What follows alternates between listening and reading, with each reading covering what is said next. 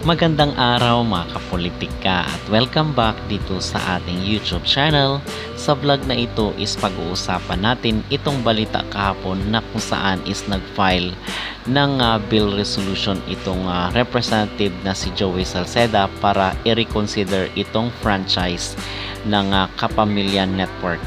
Ito yung ating pag-uusapan at bibigyan natin ng reaksyon at ng ating opinion. Pero bago ang lahat ay huwag kalimutang mag-like at mag-subscribe na rin kayo para updated kayo sa ating mga latest issue. At napag-usapan nga natin mga kapolitika itong mga sikat, nagbibigay tayo ng opinion. At alam naman natin na ang ABS-CBN ay tahanan ng mga sikat at gumagawa ng mga sikat na personalidad dito sa larangan ng industriya ng show business. And nitong nakarang araw is nag-perform itong si Sofronio Vasquez dito sa Kapamilya Network sa It's Showtime.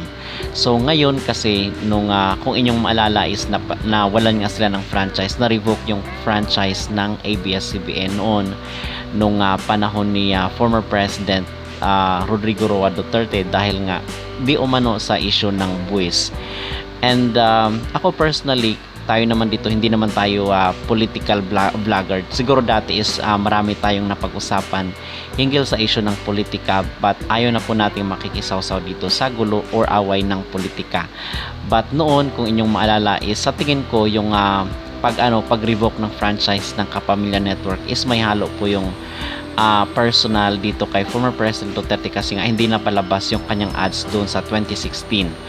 Okay, so yun ang talagang history noon bakit na-revoke yung kanilang prangkisa.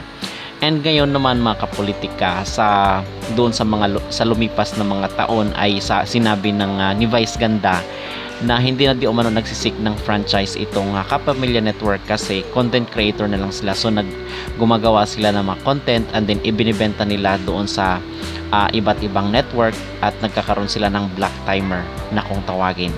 So ngayon is hindi naman lingid sa ating kaalaman na kahit wala na sila sa mainstream television ay talagang gumagawa pa rin sila ng mga dekalidad at dekalibring shows or mga palabas.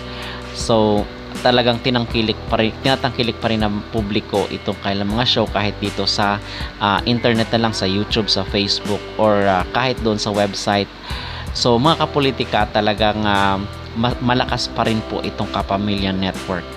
Okay, and hindi sila pinabayaan ng kailang mga advertisers. Although talagang malaki ang decrease ng kailang kinita to the point na kinakailangan na magtanggal sila ng mga empleyado or magbawas sila ng mga empleyado, mag-lay off dahil hindi na nga kinakaya ng kailang revenue. But kahit ganun pa man ay talagang dekalibre pa rin po ang mga pelikula, yung mga drama at mga shows ng ABS-CBN Network.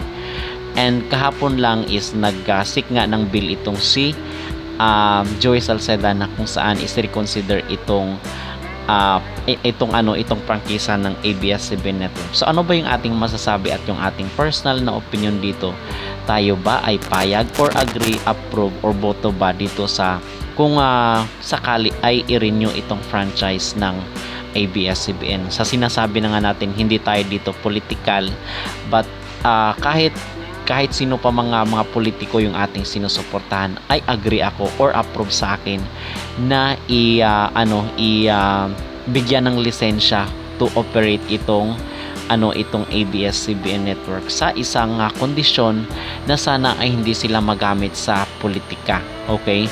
Kasi ito nga ngayon ay paparating itong 2025 midterm election dito sa mga senatorial at mga local na mga personalidad or mga tumatakbo dito sa election sa 2025. So ang ninanais ko lang mga kapolitika ay hindi sila mahaluan ng anumang kulay.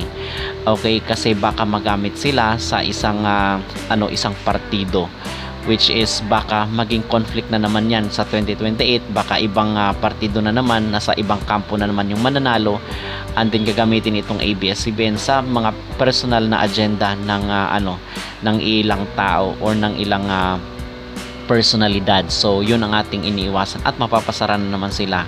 So baka ma-double kill itong ABS-CBN kung magpapagamit sila sa away or sigalot ng politika or para sa political promotion. So yun ang ating iniiwasan at yung ating masasabi reaction dito. So again, tayo po ay agree or payag na mabigyan ng franchise or prangkisa license to operate itong Kapamilya Network sa isang kondisyon na hindi sila magamit sa politika. So ang atin lang ay kung entertainment sila, kung magbibigay or gagawa sila ng show, maibalik lang dito sa sa mainstream media, ay payag or agree po tayo doon. Okay?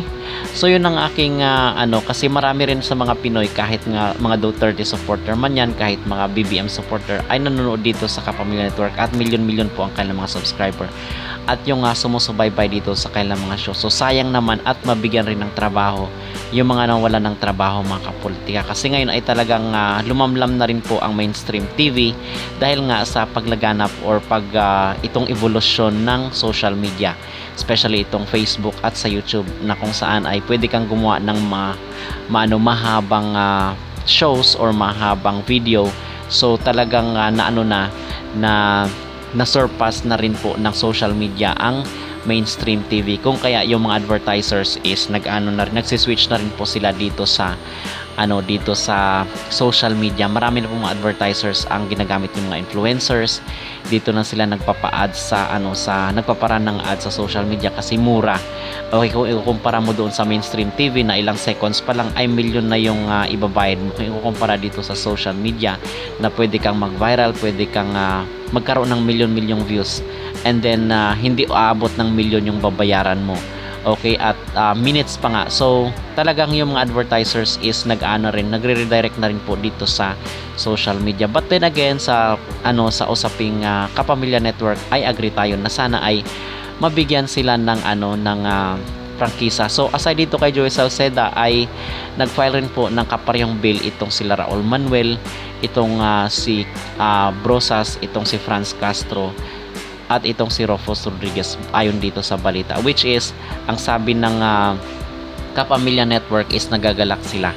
Okay, so ano man ang kahantungan nito, mga kapolitika, ay sana maganda na mabigyan uli ng prangkisa itong ABS-CBN. Okay? So kayo ang tatanungin, kayo ba ay agree or payag dito na kung saan ay bibigyan uli ng prangkisa itong Kapamilya Network para makapagbigay saya sa milyon-milyong Pilipino. Hindi lang po sa Pilipinas, kasi meron po silang itong TFC.